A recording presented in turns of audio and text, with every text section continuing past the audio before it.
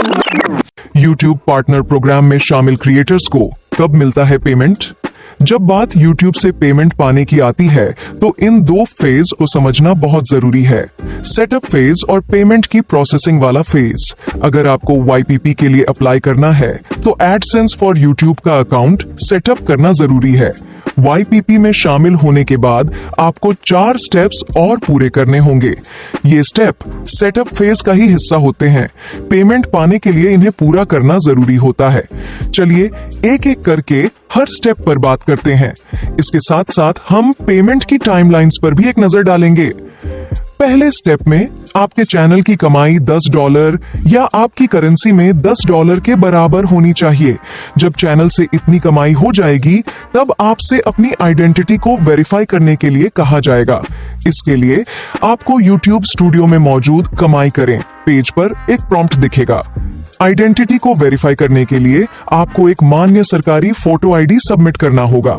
ID 45 दिनों के अंदर ही सबमिट कर दें, नहीं तो आपके चैनल पर कमाई करने का फीचर रोक दिया जाएगा। आइडेंटिटी को वेरीफाई करने के बाद आपको अपने पेमेंट एड्रेस को वेरीफाई करना होगा। इसके लिए आपके बताए गए पेमेंट एड्रेस पर पोस्ट के जरिए 6 डिजिट वाला एक पर्सनल आइडेंटिफिकेशन नंबर पिन भेजा जाएगा।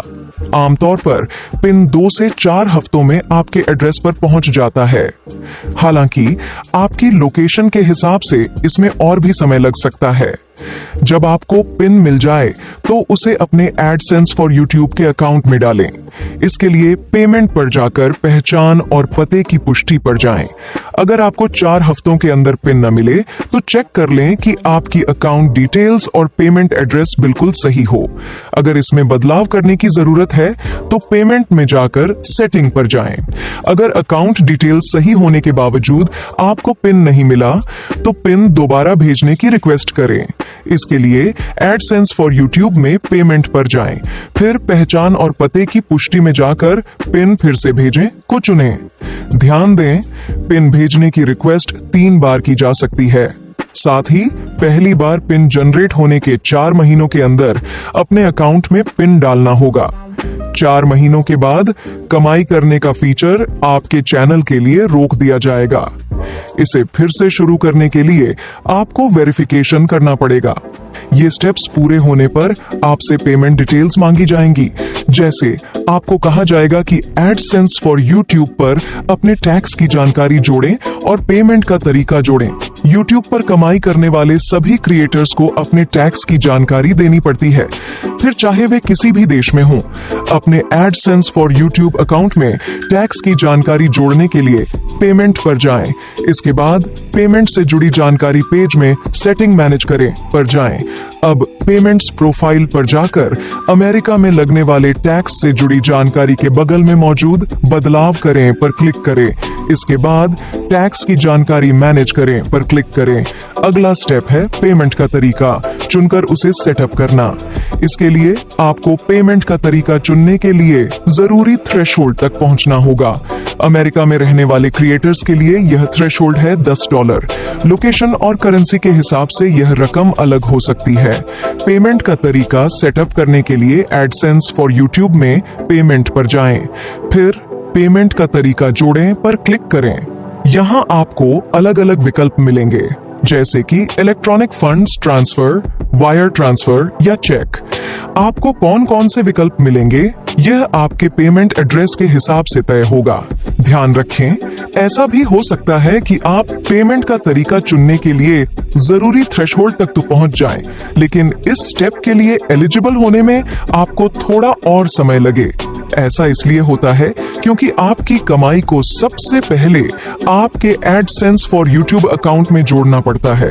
यह काम कमाई होने के अगले महीने में 7 और 12 तारीख के बीच होता है। जैसे अगर आपने जनवरी तक $10 की कमाई कर ली तो आपको यह स्टेप पूरा करने के लिए 7 से 12 फरवरी तक का इंतजार करना पड़ेगा।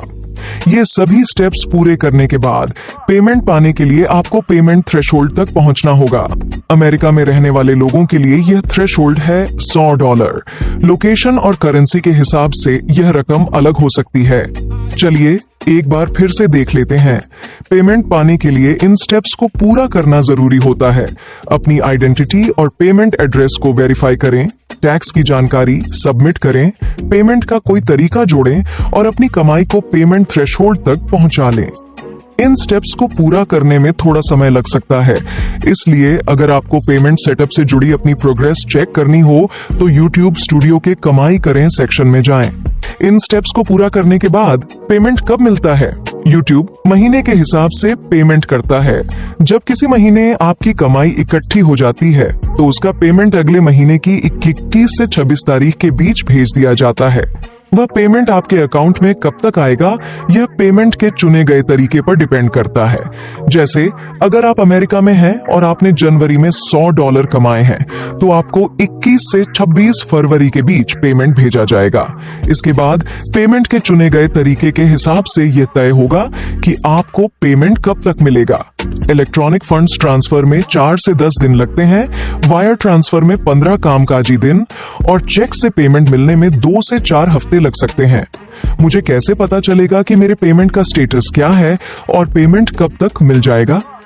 यह जानकारी स्टूडियो के मोबाइल एप्लीकेशन में कमाई करें पेज पर दिखेगी। यह सिर्फ एलिजिबल क्रिएटर्स को दिखती है। इस जानकारी से आपको पता चलेगा कि पेमेंट आपके बैंक को भेज दिया गया है। अब वह आपके अकाउंट में कब तक आएगा यह पेमेंट के चुने गए तरीके पर डिपेंड करेगा। इलेक्ट्रॉनिक फंड्स ट्रांसफर में 4 से 10 दिन और वायर ट्रांसफर वाले मामलों में 15 कारोबारी दिन तक लग सकते हैं। चेक से पेमेंट मिलने में 2 से 4 हफ्ते लग सकते हैं। यह जानकारी आपके एडसेंस फॉर यूट्यूब अकाउंट में भी दिखेगी। अगले महीने की 21 से 26 तारीख के बीच इस खाते के पेमेंट पेज पर पेमेंट को मंजूरी मिलना बाकी है लाइन दिखेगी।